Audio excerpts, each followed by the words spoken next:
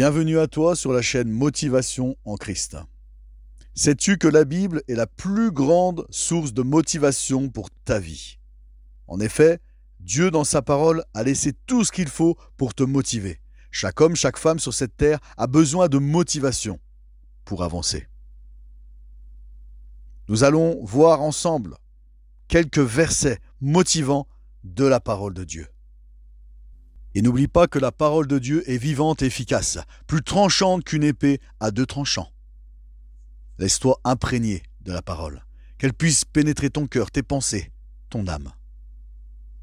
Voici les versets de motivation que j'ai sélectionnés pour toi aujourd'hui. Dans Ésaïe 41, verset 10, Dieu dit « Ne crains rien, car je suis avec toi. Ne promène pas des regards inquiets, car je suis ton Dieu. Je te fortifie, je viens à ton secours, je te soutiens de ma droite triomphante. » Et Dieu dit encore dans Ésaïe 51, verset 12, « C'est moi qui vous console, mais qui es-tu pour avoir peur de l'homme mortel ?» Josué 1, verset 5, « Nul ne tiendra devant toi tant que tu vivras. Je serai avec toi comme j'ai été avec Moïse. Je ne te délaisserai pas, je ne t'abandonnerai pas. Fortifie-toi et prends courage. » Et Dieu a même pensé à laisser dans sa parole une motivation à lire sa parole. Il t'a laissé une motivation pour lire la Bible. Josué 1, verset 8. Dieu dit « Que ce livre de la loi ne s'éloigne point de ta bouche. Médite-le jour et nuit, pour agir fidèlement selon tout ce qui est écrit. Car c'est alors que tu auras du succès dans tes entreprises. C'est alors que tu réussiras. » Josué 1, verset 9. Ne t'ai-je pas donné cet ordre? Fortifie-toi et prends courage. Ne t'effraie pas, ne t'épouvante pas, car l'Éternel, ton Dieu, est avec toi dans tout ce que tu entreprendras. Genèse 15, verset 1.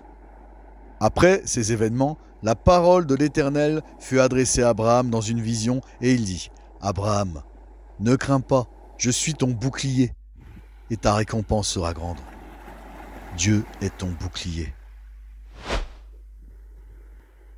Deutéronome 31, verset 6. Fortifiez-vous et ayez du courage. Ne craignez pas, ne soyez pas effrayés devant eux, car l'Éternel, ton Dieu, marchera lui-même devant toi. Il ne te délaissera pas, il ne t'abandonnera pas. Tu as vu le nombre de fois où Dieu a laissé dans sa parole qu'il ne t'abandonne pas, qu'il ne te délaisse pas. Eh bien, toi qui écoutes en cet instant, n'oublie pas, Dieu ne t'abandonne pas, Dieu ne te délaisse pas. Dans Romains 10, 10, il est écrit « Confesse de ta bouche et crois dans ton cœur. » Comme David, tu peux confesser de ta bouche.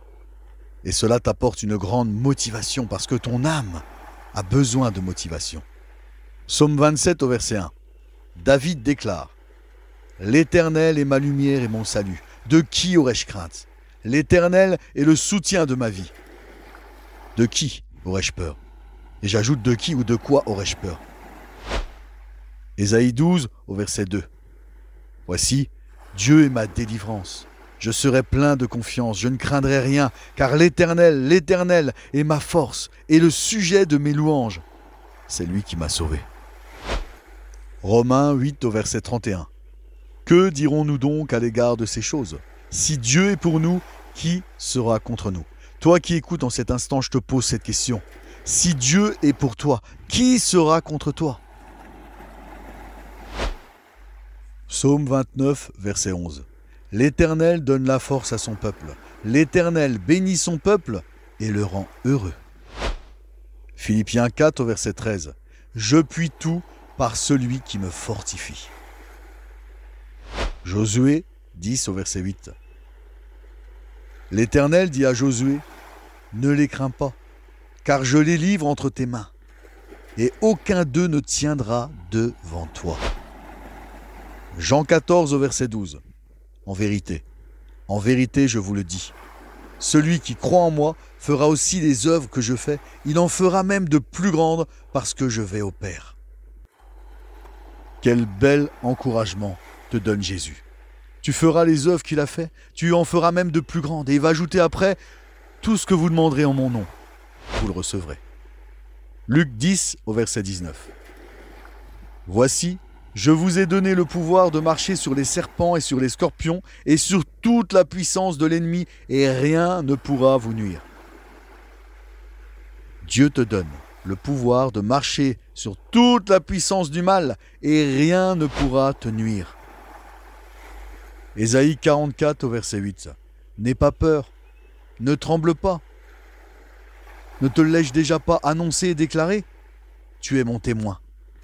Tu sais qu'en dehors de moi, il n'y a pas d'autre Dieu. Il n'y a pas d'autre rocher. On continue, je t'invite à le déclarer de tout ton cœur régulièrement, comme David dans le psaume 60 au verset 14. Avec Dieu, nous ferons des exploits, il écrasera nos ennemis. De Samuel 22, 30. Avec toi, je me précipite sur une troupe en armes. Avec mon Dieu, je franchis une muraille. De Samuel 22, verset 32. Car qui est Dieu si ce n'est l'Éternel? Qui est un rocher si ce n'est notre Dieu? Dieu est ton rocher, mon frère, ma sœur. De Samuel 22, au verset 33. C'est Dieu qui est ma puissante forteresse et qui me conduit dans la voie droite. Dieu est ta puissante forteresse. Pas une simple forteresse, c'est la plus puissante. Quand tu te blottis sous les ailes de ton Dieu, quand tu te confies en Dieu, alors Dieu est ta puissante forteresse et il te conduit sur la voie droite. Réjouis-toi, mon frère, ma sœur. 2 Samuel 22, verset 50 pour conclure. C'est pourquoi je te louerai parmi les nations, ô Éternel. Je chanterai la gloire de ton nom. Et c'est vrai, chantons la gloire de son nom. Chantons sa puissance, parce que notre Dieu est puissant. Ce ne sont là que quelques versets de motivation que j'ai sélectionnés, mais en vérité, comme dit Jésus-Christ, la Bible est remplie de motivation pour ta vie. Tout au long de la parole, Dieu ne cesse de te motiver. Dieu veut t'édifier, Dieu veut t'exhorter. Édifier, en grec, il y a la traduction qui dit construire. Dieu veut te construire. Dieu ne veut pas que tu sois dans la crainte. Dieu veut que tu demeures dans la paix. Ni par la puissance, ni par la force, mais par mon esprit, dit le Seigneur. La parole de Dieu.